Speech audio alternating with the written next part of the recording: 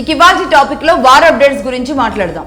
మొత్తానికి Iran and America మధ్య కొనసాగుతున్న యుద్ధం ఏదైతే ఉందో పూర్తిగా ఈ యుద్ధం మొత్తం హర్మూజ్ దగ్గరే కేంద్రీకృతమై ఉన్న పరిస్థితి ఉంది. హర్మూజ్ దగ్గరే అంటే అమెరికా రీసెంట్గా కనబడితే కాల్ చేస్తాం లాంటి తీవ్రమైన హెచ్చరికలు జారీ చేసింది.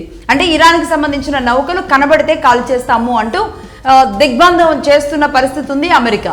అంటే అమెరికా దిగ్బంధం చేయడం కొనసాగిస్తే గనక మా పవర్ ఎలా ఉంటుందో కూడా చూపిస్తామంటూ ఇరాన్ కూడా సన్నద్ధమైంది. ముఖ్యంగా ఇరాన్ 2 అస్త్రాలు బలంగా పెట్టుకుంది. సముద్రం లోపల మెరైన్స్ పెట్టుకొని కూర్చొని ఉంది. ఆ మెరైన్స్ తీయడానికి కొన్ని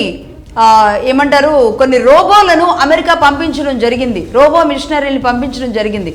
కానీ అవి దానిని పూర్తిగా ఫెయిల్ చేయలేక వెళ్ళిన రోబోలు వెళ్ళినట్టుగా సముద్రంలోనే డిజాల్వ్ అయిపోయాయి. కనిపించట్లేదు, బయటికి రాని పరిస్థితి ఉంది.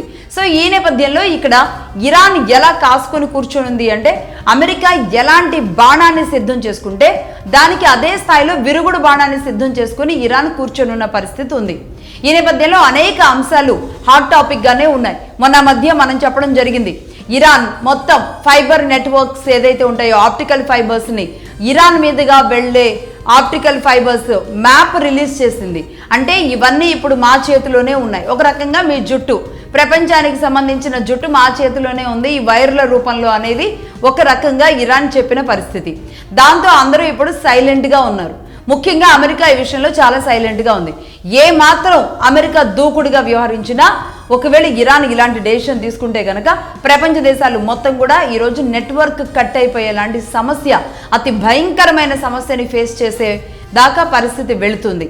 రైట్, ఇదిలా ఉంటే అందరూ నిన్నంతా మనం చూసాం. నిన్న పొద్దున్నే వచ్చిన వార్త, అమెరికా కాలమానం ప్రకారంగా వైట్ హౌస్ కోఆర్డినేషన్ మీటింగ్ ఏదైతే ఉందో వైట్ హౌస్ సంబంధించిన ప్రతినిధులు, అధికారులు, అధ్యక్షుడు, ఉపాధ్యక్షుడు, అలాగే అందరూ రక్షణ శాఖ మంత్రి అందరూ కూడా అక్కడ ఒక చర్చ జరుపుకోవడానికి హిల్టన్ హోటల్కి వెళ్ళడం జరిగింది. ప్రశాంతంగా భోజనాలు చేస్తూ ఉన్న సమయంలో ఒక్కసారిగా శబ్దం వచ్చింది. ట్రంప్ టార్గెటెడ్గానే అక్కడికి ఒక నిందితుడు అక్కడికి వచ్చి ట్రంప్ని కాల్చడానికి ఒక ప్రయత్నం చేయడం. అయితే దానికి ఆ ప్రయత్నాన్ని వెంటనే అక్కడున్న భద్రతా సిబ్బంది తిప్పికొట్టడం, అతన్ని పట్టుకోవడం ప్రాణాలతో. ఆ ఫోటో కూడా మనం చూడొచ్చు, అతడు ప్రాణాలతోనే ఉన్నాడు. అతన్ని పట్టుకోవడం, అతనికి సంబంధించిన డేటా అంతా కూడా తీయడం. ప్రస్తుతానికి ఇప్పుడు అతను FBI అదుపులో ఉన్నాడు. అతన్ని విచారిస్తున్నారు. ఎక్కడి నుంచి వచ్చాడు, ఎందుకు వచ్చాడు, అతని టార్గెట్ ఏంటి అనే కోణంలో విచారిస్తూ ఉన్న పరిస్థితి ఉంది. ఈ నేపథ్యంలో అసలు ఆ తర్వాత అంటే ముఖ్యంగా ఇక్కడ ట్రంప్ మీద జరిగిన దాడులు కనుక మనం గమనిస్తే ఏకంగా ఇది 3వసారి అని చెప్పాలి. మన మధ్య ఎన్నికలకు ముందు ఆయన ఒక ప్రసంగిస్తూ ఉండగా కూడా ఇదే విధంగా దాడి జరిగింది.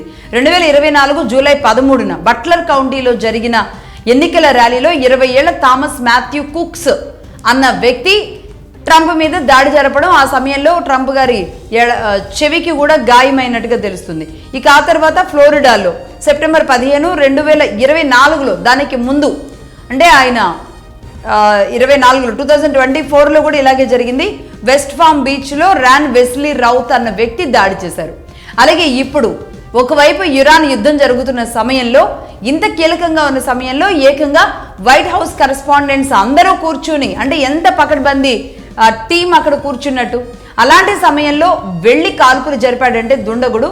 మరి ఆ దుండగుడు ధైర్యానికి ఏం అనుకోవాలి, లేదంటే ఆ దుండగుడి పగకి మరి ఏముందో అర్థం కావడం లేదు. అయితే ఇతడి డీటెయిల్స్ కనుక ఒకసారి మనం గమనిస్తే, ఇతను కాలిఫోర్నియాలోని లాస్ ఏంజల్స్ దగ్గర టోరెన్స్ అనే ప్రాంతంలో ఉంటాడు. అయితే నిజానికి ఇతడు మంచి ఎడ్యుకేషనిస్ట్ కూడా, మంచి విద్యావంతుడు. 2017లో California Institute of Technology Caltech నుండి మెకానికల్ ఇంజనీరింగ్లో బ్యాచిలర్స్ డిగ్రీ తీసుకోవడం జరిగింది. ఆ తర్వాత 2025లో కాలిఫోర్నియా స్టేట్ యూనివర్సిటీ అలాగే డొమింగ్యూస్ హిల్స్ నుంచి కంప్యూటర్ సైన్స్లో ఆయన మాస్టర్స్ కూడా చేశాడు. రైట్, ఇక ఆ తర్వాత సాఫ్ట్వేర్ డెవలపర్గా పనిచేశారు, ట్యూటర్గా పనిచేస్తున్నాడు. ఇతను ట్యూషన్స్ చెప్తూ ఉన్నాడు. అలాగే C2 ఎడ్యుకేషన్ అనే సంస్థలో పార్ట్ టైం టీచర్గా పనిచేస్తున్నాడు అనమాట. C2 అనే ఎడ్యుకేషన్ సంస్థలో, ఆ సంస్థలో పార్ట్ టైంగా టీచర్గా పనిచేస్తూ 2024లో టీచర్ ఆఫ్ ద మంత్ అవార్డును కూడా ఇక్కడ C2 ఎడ్యుకేషన్ అనే ఇన్స్టిట్యూట్లో అతను టీచర్ ఆఫ్ ద మంత్ అనే ఒక అవార్డును కూడా తీసుకున్నాడట. అలాగే ఇండీ గేమ్ డెవలపర్, ఒక రకంగా ఇండిపెండెంట్గా చేసే వీడియో గేమ్స్ డెవలపర్ కూడా ఇతడు, వీడియో గేమ్స్ రూపకర్త. రాజకీయ నేపథ్యం ఏమైనా ఉందా అని కూడా FBI ఇక్కడ పరిశీలించినట్టుగా తెలుస్తుంది. ఇది చూస్తే ఇతనికి రికార్డుల ప్రకారం ఏ రాజకీయ పార్టీలో ఉన్నట్టు కానీ, ఏ రాజకీయ పార్టీల సత్సంబంధాలు కానీ, ఏ రాజకీయ పార్టీలతో ఫోన్లు మాట్లాడినట్టు కూడా రీసెంట్ కాల్ డేటాలో లేదు అనేది ఇప్పటి వరకు అందుతున్న సమాచారం.